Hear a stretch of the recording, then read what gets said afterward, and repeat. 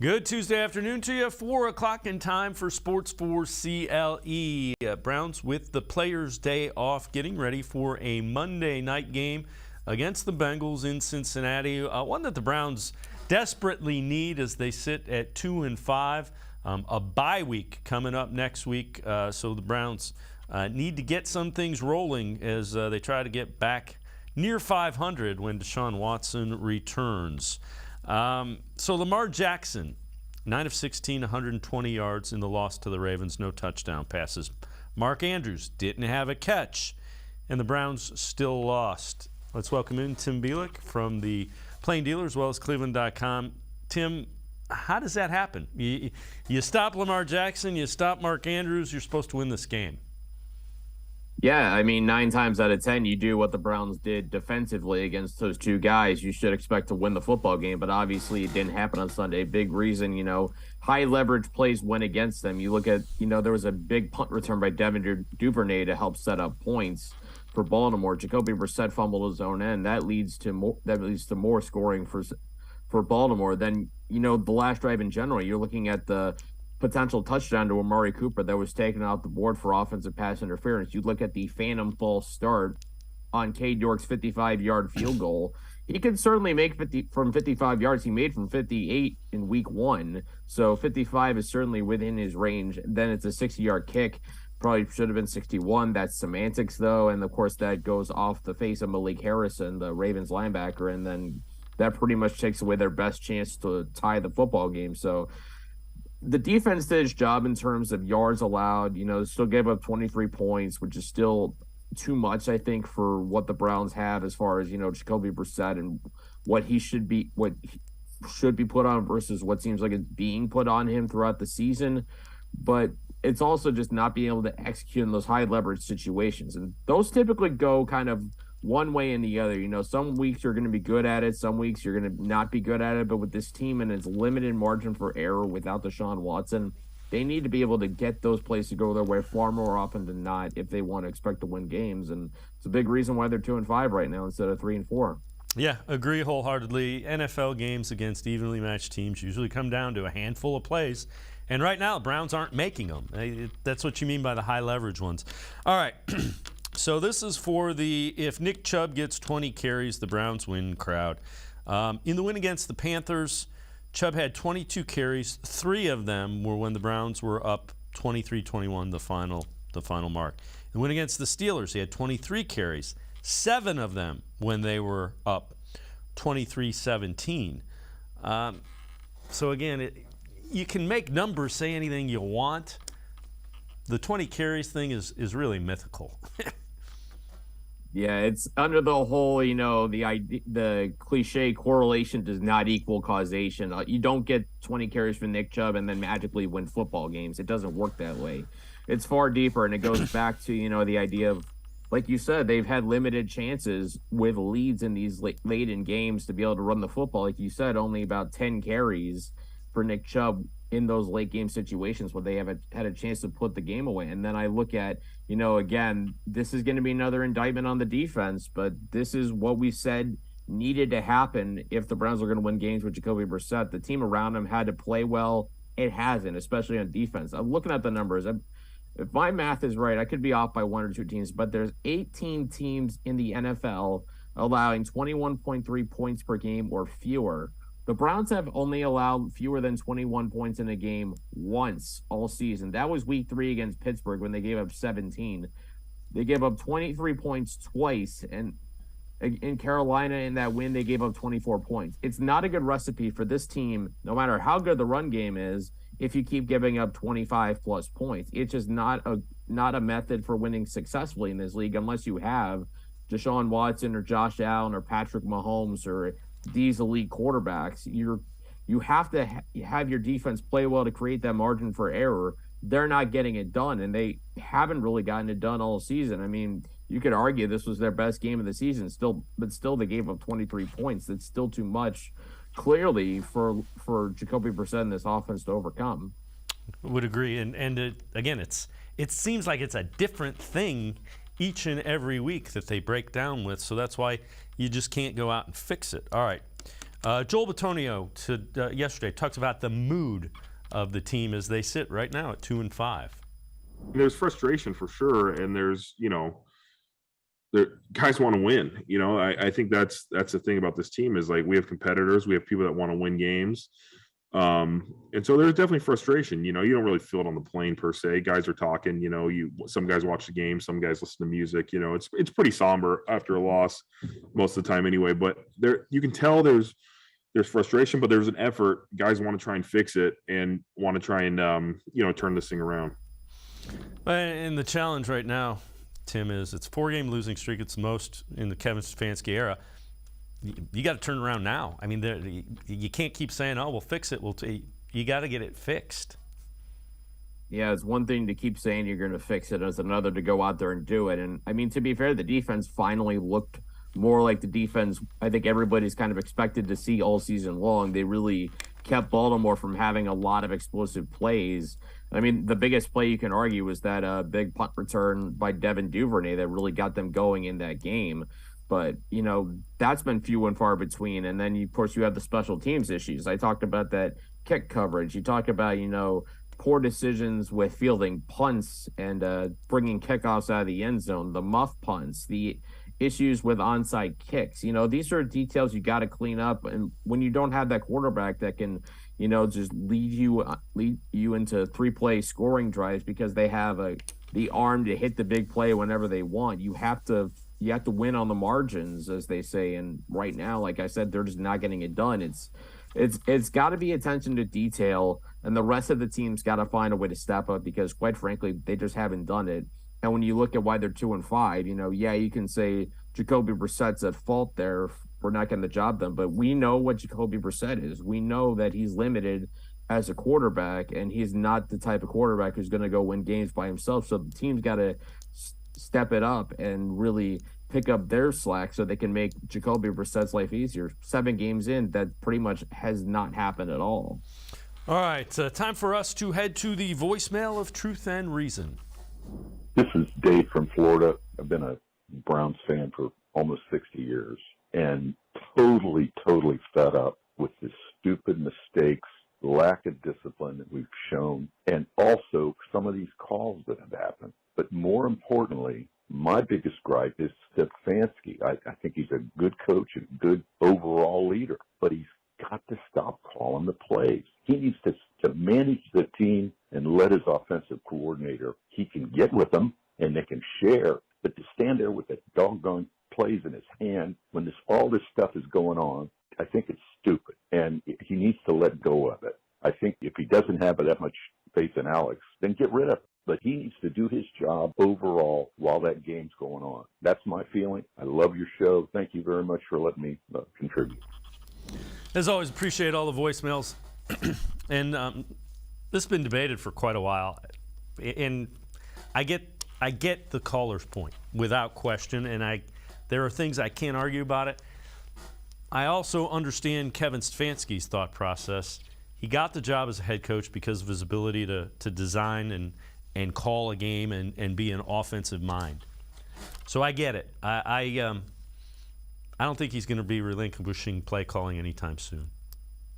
No, and he probably shouldn't. I mean, if you look at the season, I mean, the offense is the one thing that seems like offense is the one that's, carrying the mail for this team, and that's with a backup quarterback.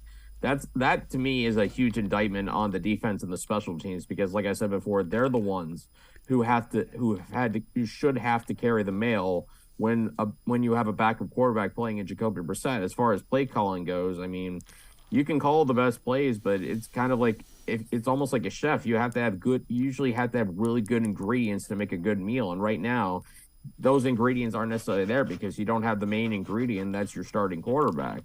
Yeah. And if he's not there, then you have those issues where where your plays aren't going to look as good as they are. I mean, Jacoby Brissett's deep ball isn't as great as Deshaun Watson's. The offense is not going to be as wide open. It's much harder to pass with Jacoby Brissett than Deshaun Watson, which also makes it much harder to run the football in those certain situations. And I think Stefanski, to some degree, has done the best he can with what he could, with what he has available to him.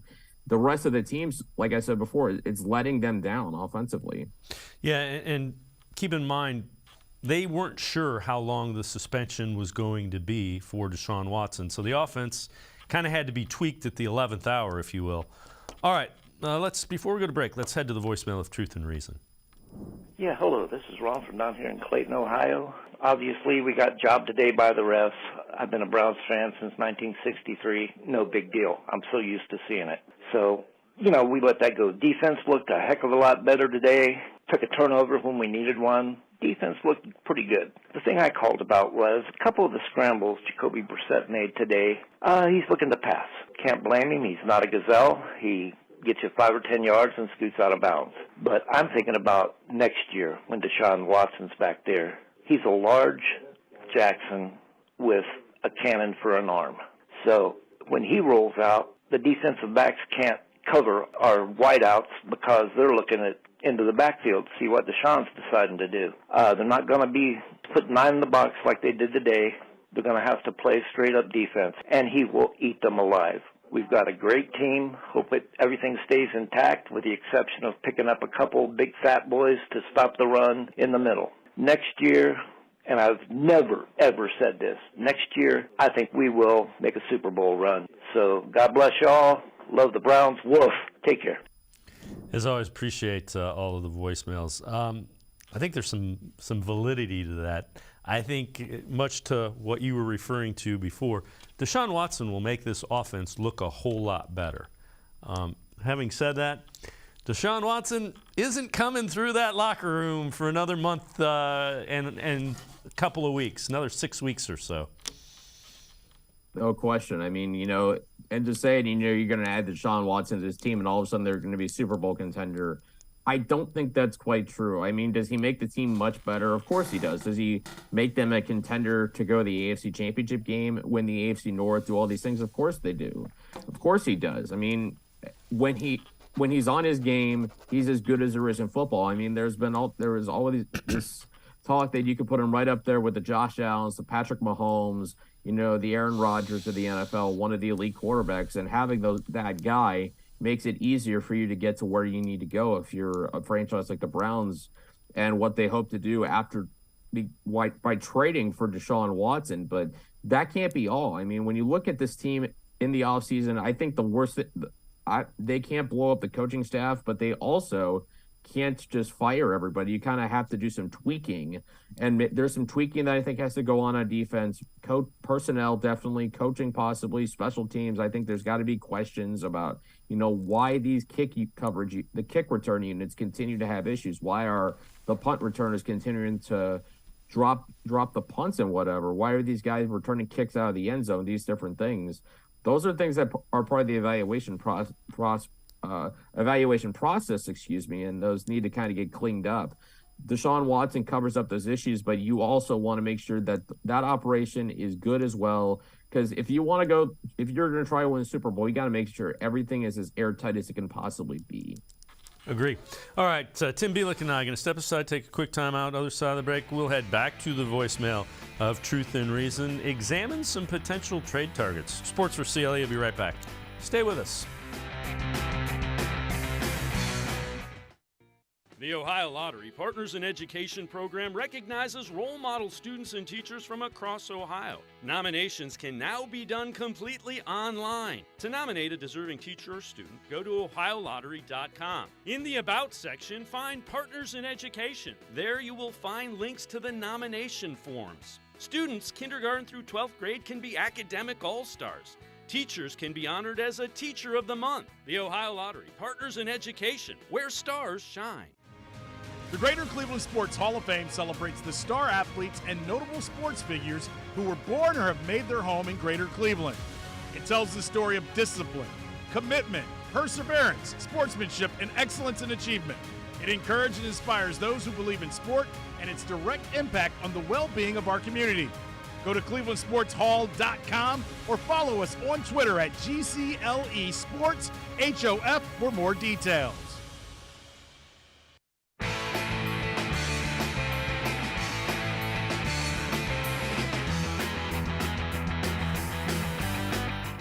We We continue talking Browns with Tim Bielek from the Plain Dealer as well as cleveland.com. We're going to head back to the voicemail of Truth and Reason.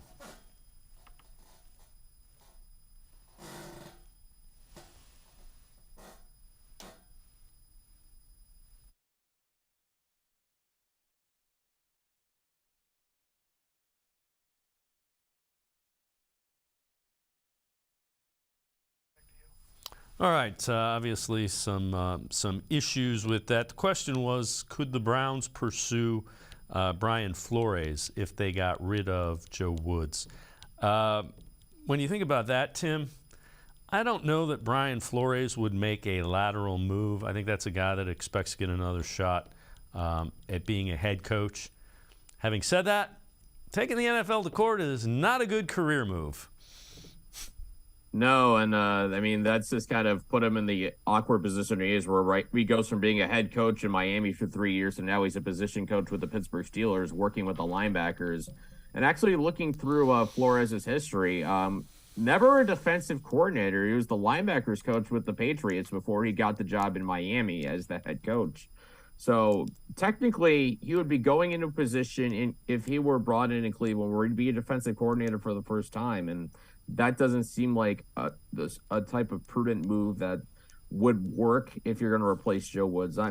I'm not sure where that defensive coordinator would come from, but I do think if you're going to look for one next season, it's worth trying to find one who can implement the personnel in a more aggressive way, because you look at the players that Andrew Berry has brought in the past few years. I've talked about this before, that these guys are at their best when they're playing downhill attacking football. I'm not saying they need to blitz 6, 7, 8 guys every single time, but just kind of have an attacking mindset, not being afraid to send different guys, down towards the line of scrimmage, just a creative guy who's willing to be aggressive, willing to roll the dice once or twice in certain situations, and not kind of be passive defensively. I feel like that's been my biggest criticism of Joe Woods, is that through 3 years, the defense seems like it's been very passive.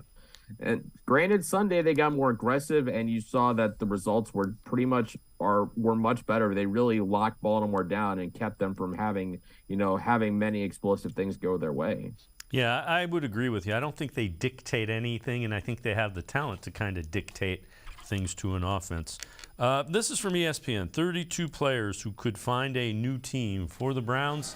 They say running back Kareem Hunt.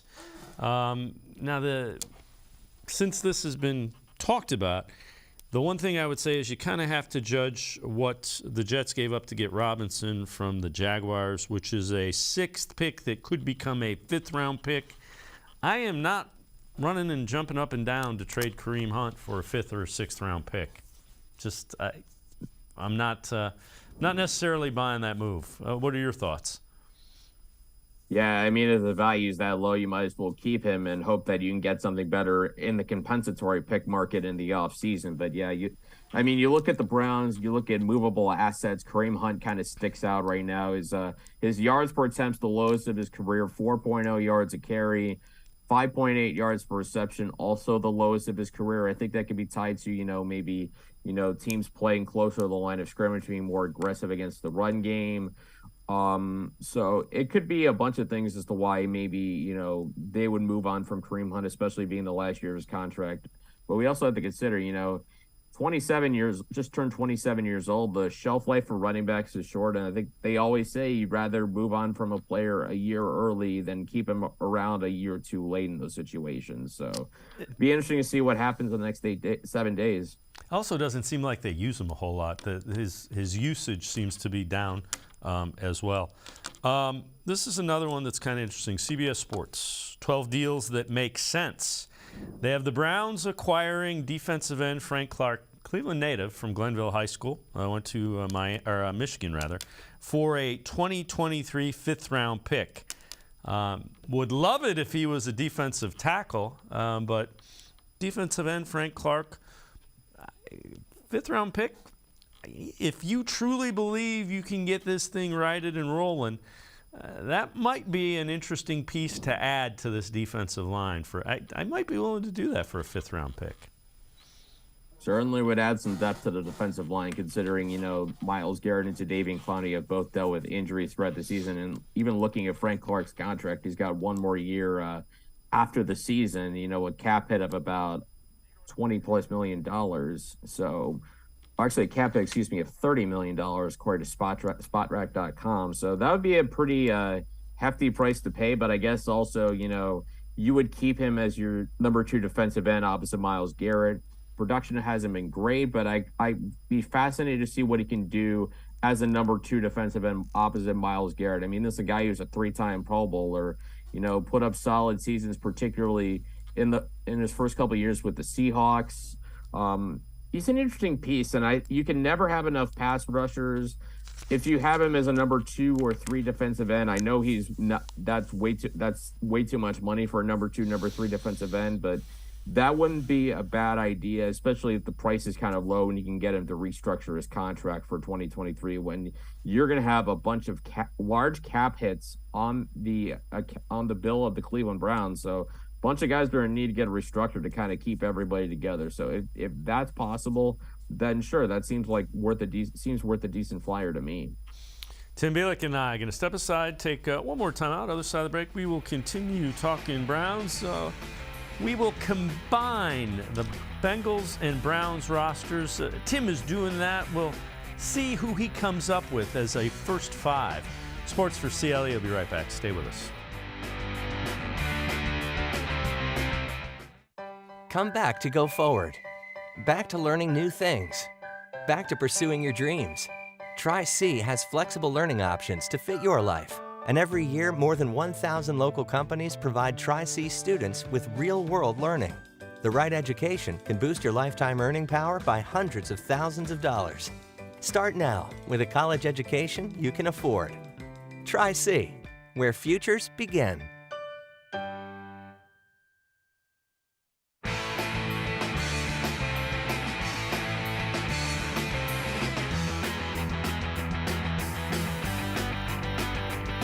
We continue talking Browns with Tim Bielik from the Plain Dealer as well as cleveland.com. We're going to head back to the voicemail of Truth and Reason.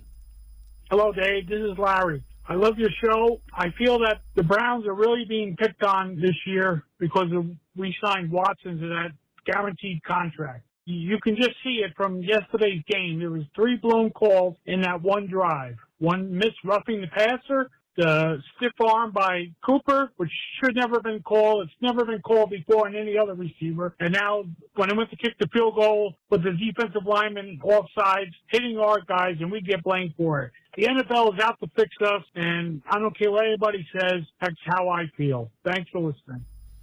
As always, appreciate all the voicemails. Tim Bielik, I always love a good conspiracy theory, but I'm not buying into that one.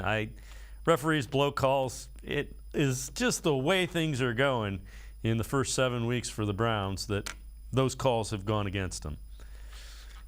Yeah, I understand conspiracy theories and all that sort of stuff in sports, but I think sometimes you make your own breaks. And again, a 2-5 football team, considering the Browns are starting a backup quarterback, there already the margins for error are slim.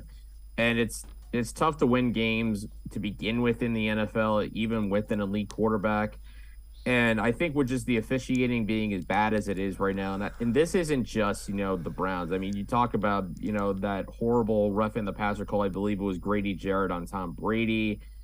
Bad officiating, I don't think it's, specific to 1 or 2 teams. I think everybody gets victimized with it. And I was having this Twitter discussion with somebody, I think it was Eddie McDonald, Dog Pound Daily, after the game, that it comes down to oversight.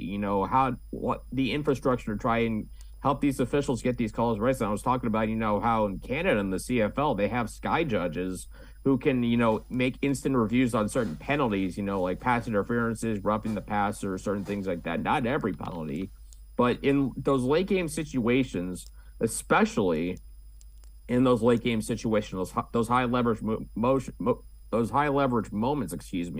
got to get the call right. So you gotta, if you're the NFL, you gotta find whatever it takes to get those calls right as much as possible. Not every call is going to go right because again, we're talking with humans. There is human error involved in all of these things, but to not have an infrastructure or system in place where you can override calls, where someone in New York or within the stadium can buzz down the officials and be like, hey guys, you got this wrong. I just looked at it. That's not a penalty. go back to the original play before the penalty or whatever. The fact that we don't have that and it's 2022, we've been so long in the NFL and that's still not happening. I'm just baffled by it, because you would think you'd want to be able to try and do everything in your power to make sure these calls are right. And I think that's just an NFL and officials issue, and they need to figure out a way to create a system where those calls can be easily corrected in those key moments. All right, so something that you're working on, you are building a new Ohio NFL team by combining the Browns and the Bengals. So there'll be a top 10 that'll be released tomorrow. Give us a little sneak preview. Give us your top 5. Well, first off, I'll explain. This is not just me that's doing it. It's the combination of the Browns and Bengals coverage teams that are doing this together. As we're building up to Monday night, we're going to have podcasts on this. We're going to have stories about this. What happens if you take the Browns and Bengals, combine them together, and create one hybrid NFL franchise? This is essentially what we're doing. So for those of you who are watching the show that are Football Insider subscribers, you get my top 10 on Wednesday morning. But today, I give you my top 5. So you want me to just get right into it with number 1? Go for it. All right, number 1, pretty no surprise, Joe Burrow. I mean, you need a quarterback. Deshaun Watson, we know how good he can be, but he also hasn't played in 2 years, whereas I know Joe Burrow right now is as good as anybody in the NFL. He's going to be high up on my quarterback power rankings once again Thursday. Took the Bengals to the Super Bowl in year 2, and he looks like he's picking up right where he left off last season. And then number 2, I got to get me an anchor at the defense, so I want Myles Garrett, of the Browns, to be on that defensive line. And I know he's been banged up for the last few years. He's missed plenty of time throughout the last several seasons, but when healthy, he's as good as there is in the NFL. Pick 3, I'm going to give Joe Burrow a weapon on our hybrid team. I'm going Jamar Chase. I know I was critical of the pick when it happened in 2021. I am not afraid to say my bad on that one, because Jamar Chase has wasted no time becoming one of the game's elite receivers. He's just almost uncoverable because of his incredible speed. Number 4, pick 4, I'm going back to the offense. I'm going back to the Browns, Nick Chubb. I mean, we've seen how productive Nick Chubb is this year with Jacoby Brissett as his quarterback, and with, defense is clearly stacking him against the run, and he's still putting up incredible numbers. You put him with an elite quarterback who's going to force defenses to pay attention to the pass, watch out, because that efficiency could only get better. And this last pick in the top 5, this was one I struggled with a little bit. It took a long time to make this pick, because I was thinking, do I need offensive line help? And if I take Joel Bitonio, do I want to take somebody for the secondary like Denzel Ward or Jesse Bates, the safety from the Bengals? But I decided, after some thought, let's go back to the defensive line. I wanted to get Trey Hendrickson from the Cincinnati Bengals as that last spot. And this was a guy that, came off one elite season in New Orleans, 13.5 sacks in 2020.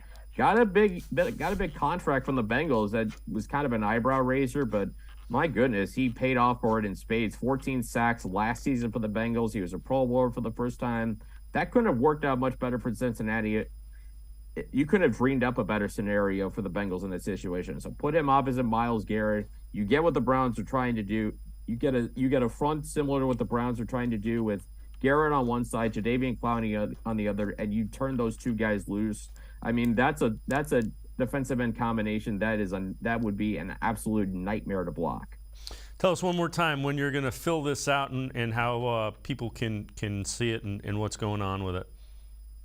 Well, for those of you who are subscribed to our Football Insider newsletter, and if you go on cleveland.com/Browns, you can figure out how to subscribe to that. It'll come out about 11 a.m. tomorrow. You'll get my top 10.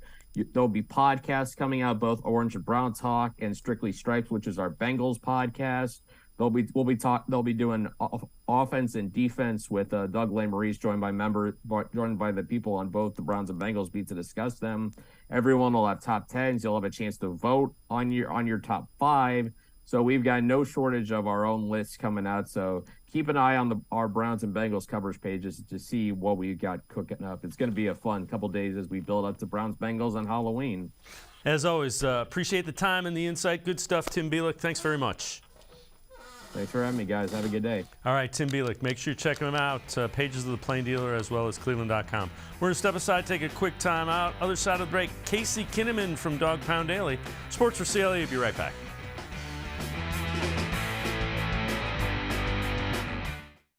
Come back to go forward. Back to learning new things. Back to pursuing your dreams. Tri-C has flexible learning options to fit your life. And every year, more than 1,000 local companies provide Tri-C students with real-world learning. The right education can boost your lifetime earning power by hundreds of thousands of dollars. Start now with a college education you can afford. Tri-C, where futures begin.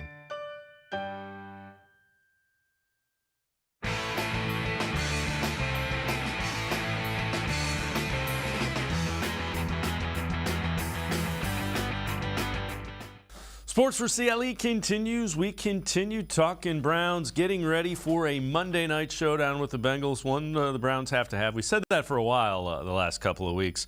Let's head back to the voicemail of Truth and Reason. Dave, let me make this statement. Kevin Stefanski could possibly be a good play caller if he had an excellent quarterback. But the last 2 years, he's had an injured Baker Mayfield and a backup Colby Brissett. But he looks at the replays after the game and sees open receivers and thinks, this will work. But it's not going to work until we get a right quarterback, hopefully Deshaun Watson. So until then, a good coach would go with his strength, the running game.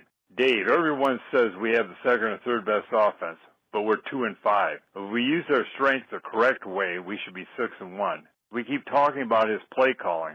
But the biggest question should be, is Kevin Stefanski, as a total head coach, losing this team and this season? As always, appreciate all of the voicemails. Let's welcome in Casey Kinnaman from Dog Pound Daily. Casey, and as always, appreciate all the voicemails. I don't think Kevin Stefanski's losing the team. I think if you want to say his play calling is not reflective of the quarterback he has, I'll listen to that argument. I'd probably be the wrong person to ask, because if I was making a list of all the issues and problems on this team, we'd be here for a while before I got to play calling and quarterback. I don't know what people want from Jacoby Brissett. He's a career backup and he's playing at a plus level. Like, I was actually encouraged by his play this last week. You know, him recognizing man on the outside and taking deep shots and actually connecting on them, kind of loosening up the defense, making plays with his legs when they had to have it. Like, that's what. I don't know what else you're going to expect from Jacoby Brissett. Like, I think he's playing plus football. And as far as play calling, that's always like a hindsight thing. When something doesn't work, you can always, why didn't he do the other thing that would have worked, you know? But it is what it is. You know, sometimes it doesn't fall your way. Sometimes the other team who gets paid to makes plays. And I just don't think play calling's an issue. I don't think quarterback's really an issue. I don't think Deshaun Watson is saving this team with all the issues they currently have. And as far as, if you just look at it in the grand scheme of things, whether he's losing the locker room or not, that's a valid question, because we don't know what goes on. We're hearing about shouting. We're seeing players coming out in the media. But at the end of the day, they knew what they were signing up for this season, and I don't believe Stefanski's in any danger of losing his position. Yeah, I can't argue with any of that.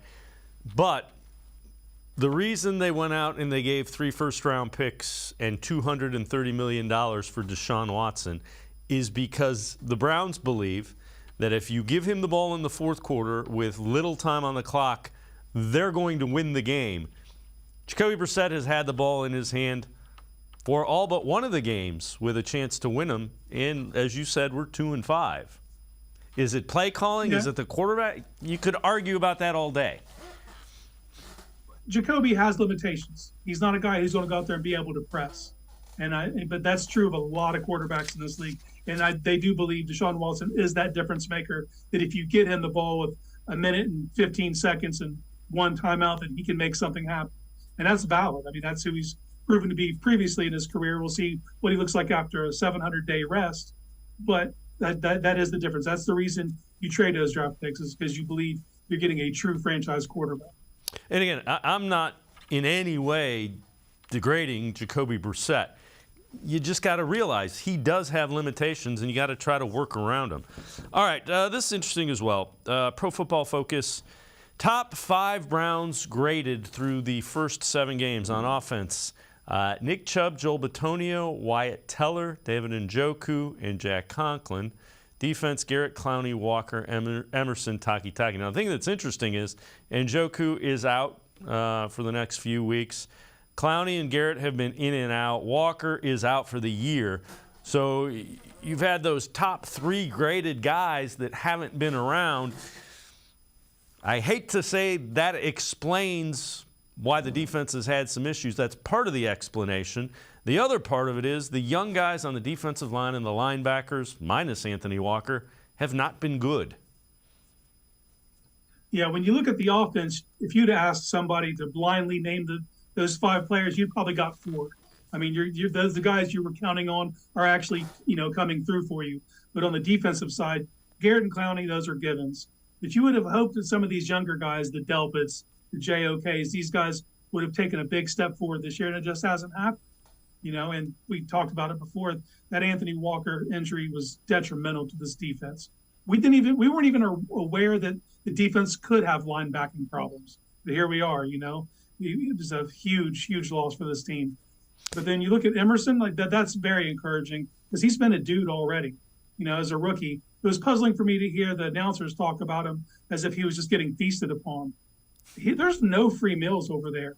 He is tough, man. That kid is playing, and he gets the game. You can see it already. Like that green dog blitz that he had when he was guarding Picard. Picard stayed in the block. He was on Lamar Jackson like that and got him down no problem. How often have we had that? A guy who could, come free on a blitz and actually get the quarterback down, especially when it comes to Lamar Jackson. And Taki, he is what he is. He's a very good Sam linebacker. But in this league, you're not in base often enough to make a huge difference. So we'll see if he gets a bigger uptick now with Phillips being out, if he gets tasked more with Mike linebacker play. Well, or it's going to be Deion Jones, and you hope Deion Jones is the answer because they definitely need an answer. Again, this is a disturbing one. Jake Trotter tweets out, Browns are ranked 9th in offensive efficiency. It's higher than you expected with Jacoby Brissett. 30th in defensive and 25th in special teams. The defense has been troubling for a couple of weeks. Special teams are right there with them. Yeah, that tweet right there is a snapshot of the season to this point. You're getting better than expected play out of your offense, top 10. That's miraculous. If you'd have told me that before the beginning of the season, I would have been very surprised. Defense being bottom 3 in the league, like that is so disappointing. The expectations we had for this defense, and it wasn't just Browns fans, it was national media, it was everyone. They were expected to be at minimum a top 10 unit, and they've been everything but that. With the special teams, I'm surprised they're even 25th. Like that, to me, they're a bottom tier unit in this league. And from my perspective, that's what cost them the game against Baltimore. I don't think Baltimore's offense and defense really outplayed the Browns. It came down to special teams. And with the Ravens having Justin Tucker, it's expected they're going to have a good special teams unit, but it wasn't just the field goals. It was their punting unit. Like every time they got a chance to punt, they flipped the field. And you could return anything against them. But not that I think the Browns could return against anyone. They've just been really bad the entire way through. When you look at whether it's returning balls, whether it's covering kicks, the punter himself has been okay, but everything around it's been terrible. Yeah, and we've come to get used to guys that can't return kicks. They thought they addressed it with Jakeem Grant, but here we are again without a legitimate return game. Pro Football Focus, Team of the Week. So let's take a look. On the offensive side of the ball, you have, for the Browns, right tackle Jack Conklin grades out as the best right tackle. A little bit of concern, you have Jamar Chase and Tyler Boyd, 2 of those wide receivers for the Bengals who are showing up on this, and that's who they will face Monday night. Then on the defensive side of the ball, this is also a really good sign. Jeremiah Owusu-Koramoah, let's hope he's finally getting back into that groove because the Browns, quite frankly, need somebody in the middle of that field, and I'm talking about tackles and linebackers, that starts jumping up and making plays. We didn't talk about it because it didn't seem relevant at the time. But when he got that groin injury against Pittsburgh, it seemed to affect him. He's playing a tick slow. And his whole game's predicated on athleticism, making offensive linemen miss. But he definitely seemed to be his old self against Baltimore. I mean, to hold Andrews to 0 catches, that does not happen. He looked fluid out there. He looked good. Like that punch out he had, his ability to affect things at the line of scrimmage. Like that's who they need him to be. So it was good to see him get back to form. And with Conklin, we don't talk about it near enough. Like that man tore his patellar tendon less than a year ago, and he's all the way back to form. That does not happen either. that could have been a career-defining injury for a lot of, especially offensive linemen, big guys. That's something hard to overcome. And he's made it all the way back. That is very good to see. But it's not going to get talked about as long as you're 2-5. It's going to get kind of just brushed aside as something. But he could be up for NFL Comeback Player of the Year. Well, here's the other thing. So you mentioned Andrews. They effectively took him out of the game. They held Lamar Jackson in check for all intents and purposes, and they still lost the game. That's got to be, the coaches have got to be going, we can't have that happen. If you take those two guys away from the Ravens, you should beat them. Yeah, those were my keys when we talked last week. Those are the exact keys, and they actually came through and did it. And you still end up with the L. It's they just find themselves on the wrong side of it too many times, and that's just the mark of a inconsistent young team. They don't know how to win, And as fans, we're tired of hearing that they're the youngest team in the league, and it shows up time and time again when they need to have something, they just can't get it. And at some point, some of it's even luck, and you would think luck would break the other way at some point, but we'll be waiting on that all year if we're waiting on luck to save us. Someone's got to pull it up by the bootstraps and make it happen. And we need the players to play, to step up when it's time to make a play and come through. Yeah, and time is running out to keep this season relevant for sure. Casey Kinnaman from Dog Pound Daily and I are going to step aside, take a quick time out. Other side of the break, we will continue talking Browns. We'll head back to the voicemail of Truth and Reason. Sports for CLE. Be right back. Stay with us.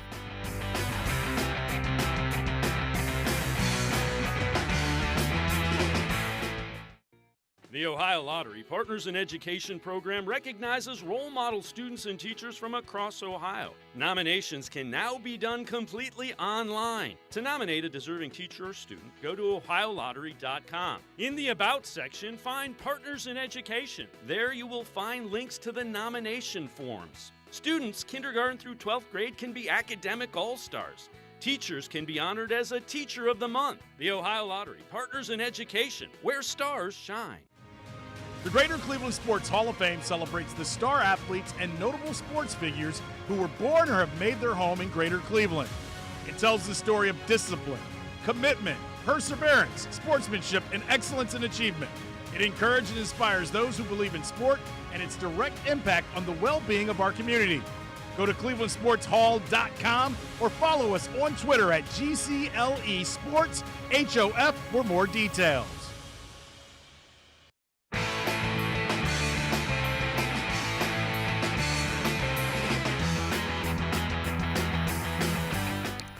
We continue talking Browns with Casey Kinnaman from Dog Pound Daily. Let's head back to the voicemail of Truth and Reason. Hey, how you guys doing? Everybody wants to fire Joe Woods, fire this person, fire that person. How come nobody's talking about firing Paul DePodesta? Isn't he the driving force of these analytics? And for what they believe in, he doesn't believe in defensive tackles, right? Because Joe Woods was successful in Denver. He was successful in San Francisco. You know why? Look at their front four. It's front three. Whatever they had in front, they had players. Joe Woods, I think if you put some guys who can stop some things, wouldn't put so much pressure on the back end to keep getting burned, and we're getting gashed in the run game. So instead of thinking about firing the coaches, what about we talk about Paul DePodesta and what influence he's got over the team? Just my question or my opinion. Go Browns. As always, appreciate all of the voicemails. Casey, that's an interesting topic in getting into analytics. And I'm a guy that really didn't like analytics. Talked to some people, and the way analytics was explained to me, the guy that I was talking to said, Dave, when you buy a car or make a big decision, do you do research? And I'm like, well, yeah. You look around. He said, all analytics is data. It's up to the coaches and the staff to figure out what exactly they do with the data. So be that as it may, I think the viewer makes a great point. The defensive tackles, I questioned them from the beginning, and nobody has stepped up. Yeah, and to the DePodesta point, I think everything needs to be examined. I mean, from top to bottom. So he's not above reproach, See what kind of influence he does have and whether that's trending everything in the right direction. Like you said, when it comes to analytics, I think that word just gets labeled on things. And if you just look at it as gathering all the possible data and information and making the best informed decision possible based on that. I think where you get in trouble with analytics is when you let the numbers, statistics, and everything, the probabilities dictate your decisions. You know, at the end of the day, there's a human element, you know, and it's momentum. And that's something that can't be gauged with numbers. So you sometimes you have to make decisions based on, you know, as a coach, what you're seeing and how you feel it's going to affect the gameplay going forward. So it can't always be about numbers. And like to the point about defensive tackles, obviously a huge problem for this team. Now, I will say, I saw things last week that I hadn't seen before. I saw Tommy Togiai make a play. I don't know if you guys saw it, but I saw it. I could not believe my eyes. It appears it's actually an option that he can make a play. You know, Alex Wright made 2 outstanding run stops. You know, it's some of these players are starting to come along, but they need that light to get flicked on a lot faster. They need people those are the rotational pieces. They need starting defensive tackle play, and that's something this team hasn't had yet. So there's a lot of things that need to be examined, and I don't think it's from the top on down. You know, there's nothing you can do about the owners, but from every other piece that needs to be looked at and examined to see how they can move forward and put this team in the best possible position to win. Yeah, and what I want to see from defensive tackles is I want to see them absorb defensive linemen so our linebackers that are fast can run. I haven't seen a lot of that, and that's – I know there are certain, you know, there's 3 technique and, you know, go get on a lineman so your fast linebackers can make plays. Yeah, win at the line of scrimmage and don't get pushed into your linebackers. It's pretty simple. Yeah. You're not asking the world of these guys, but they got to keep the guys clean so JOK can go make a play, so Deion Jones can go make a play.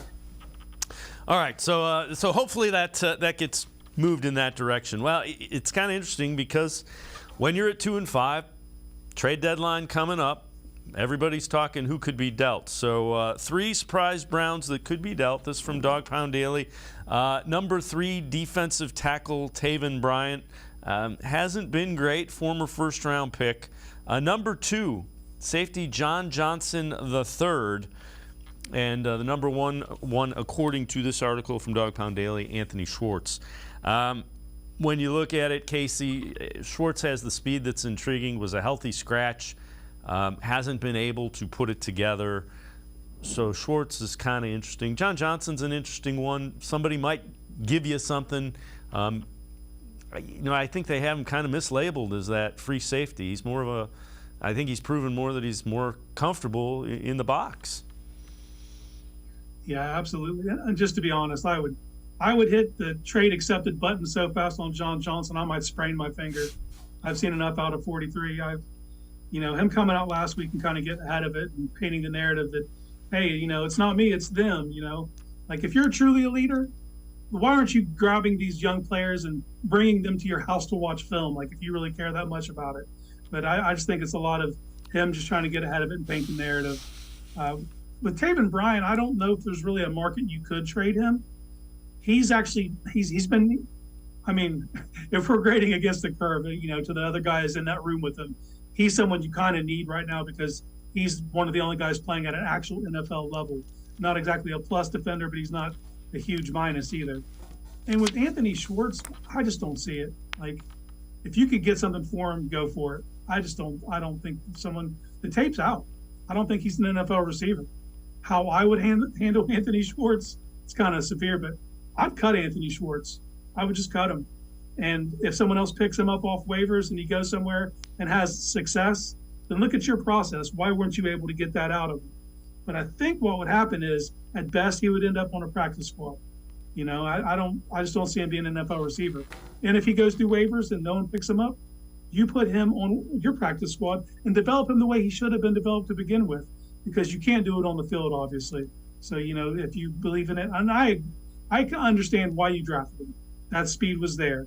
You thought you could get something out of it. And you got to take swings. You know GM's going to be, you know, 100 out of 100. You're going to miss some stuff. And I just think they took a swing on him and they missed.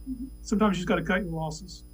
Yeah, you know, the interesting thing, my whole read of the John Johnson thing is, I think you've probably talked to some of these younger guys and they're still not getting it.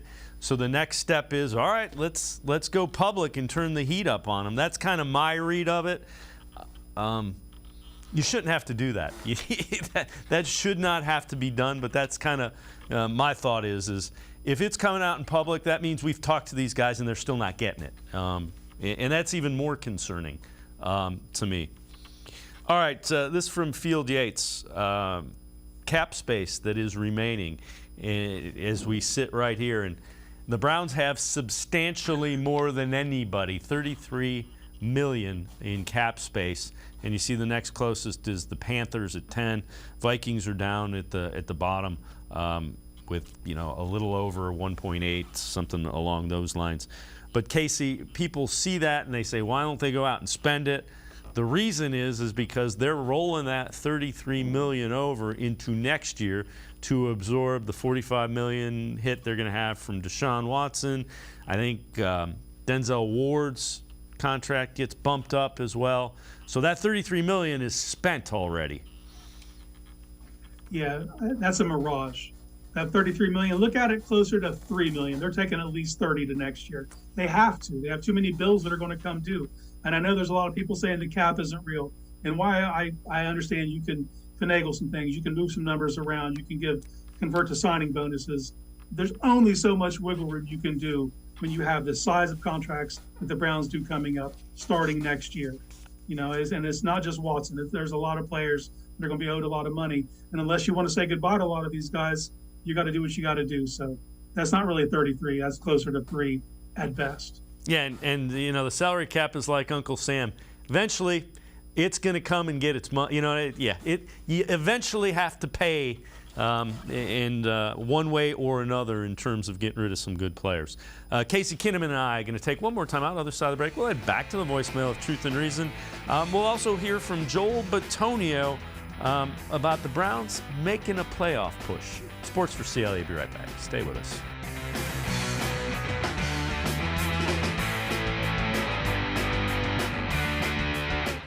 Come back to go forward. Back to learning new things. Back to pursuing your dreams. Tri-C has flexible learning options to fit your life. And every year, more than 1,000 local companies provide Tri-C students with real-world learning. The right education can boost your lifetime earning power by hundreds of thousands of dollars. Start now with a college education you can afford. Tri-C, where futures begin.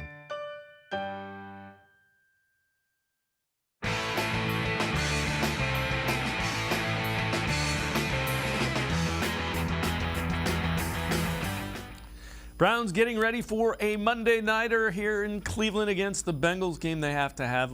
We're talking Browns with Casey Kinnaman, Dog Pound Daily. Let's head back to the voicemail of Truth and Reason.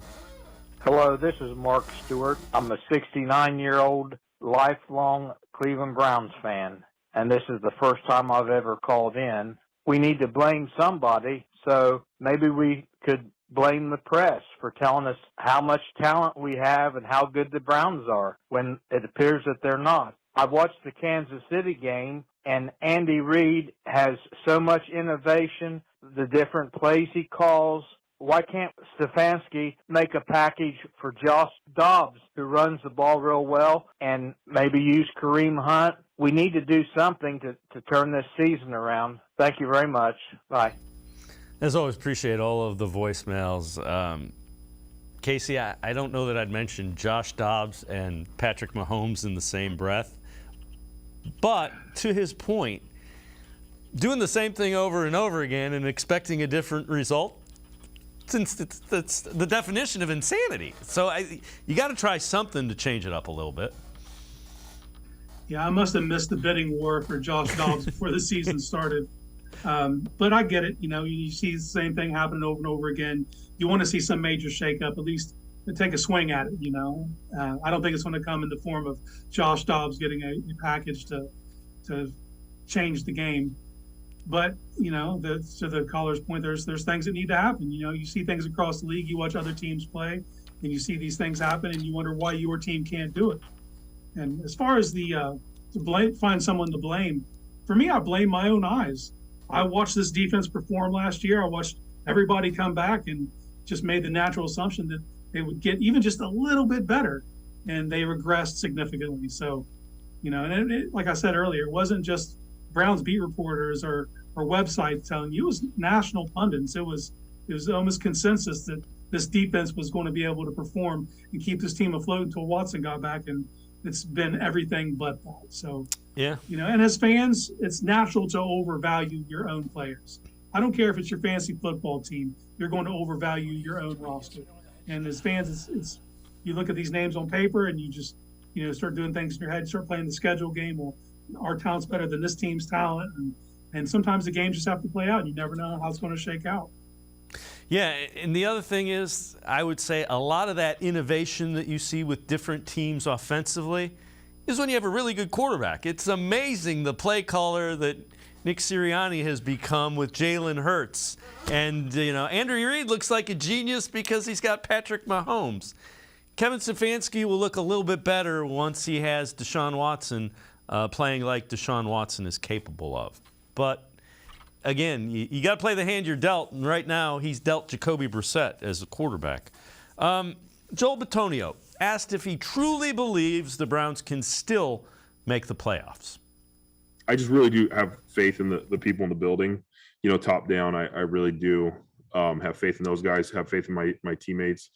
And, I know there's a win out there for us, and you get one win, and it can turn to two. And you see teams that, recently, I think maybe the Eagles have done it, the Titans have done it, where they've been, not great early in the season.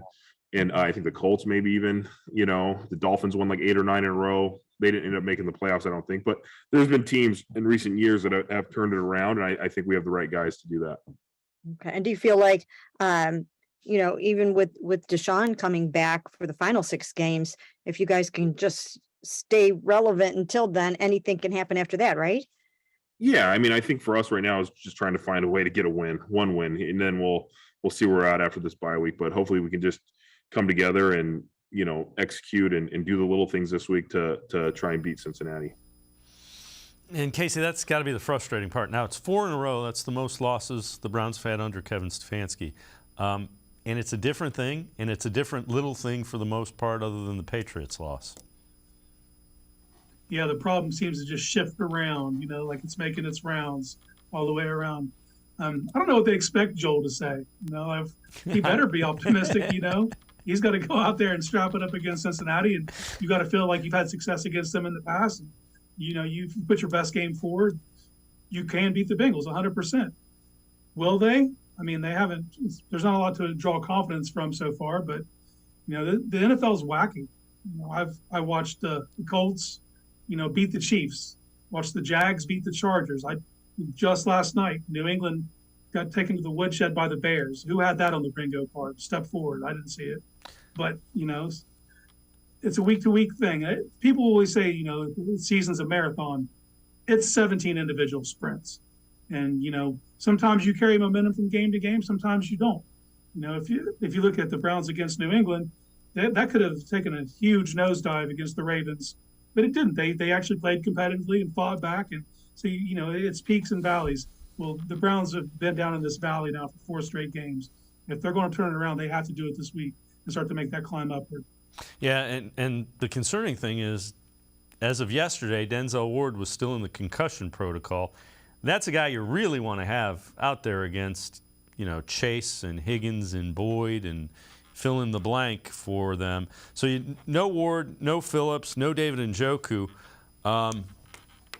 What's the recipe here? That's a tricky question, because if you'd have looked at it just the same as it is every game with a team that runs the ball the way the Browns do, is you want to control the time of possession. You want to limit possessions, especially with an offense like Cincinnati. You want to try to keep them on the sidelines as much as possible. But the Browns have been following this recipe and even winning the time of possession in most of these games and doing the things they need to. They just can't get over the hump at the end, And when it comes to the Bengals, it's no secret, man. They're a high-flying offense. They're an aerial attack. They got really good receivers, an excellent quarterback. And if you let them get up early, I don't think you're carving your way back. So for the Browns, it comes down to literally that first quarter. Can you keep it close early and establish your game? And if not, this could get out of hand quickly. You can't let Cincinnati go up 14-0 on you. That's a death sentence because you're not going to throw your way back against them. So it comes down to the defense, honestly. Can you – last year, if you remember, that first drive they had, the Bengals were moving the ball and then Denzel got a pick 6. That changed the complexity of everything. And I know they might not have Denzel again this week. Can they hold serve? Can they keep the Bengals from hitting big splash plays and make them earn it? And sneak 1 or 2 turnovers in there. That's going to be the whole game for me. Yeah, and I would agree. The defense played better against the Ravens. Got to even turn it up another notch because Joe Burrow has really started playing well as of late. Casey Kinnaman, Dog Pound Daily, as always, man. Appreciate the time and the insight. Thanks very much, Casey. Hey, anytime, Dave. Casey Kinnaman, make sure you check him out. Pages of Dog Pound Daily. That's going to do it for this edition of Sports for CLE. We will see you back here tomorrow. Have a great night, everybody. See you tomorrow at 4 on Sports for CLE.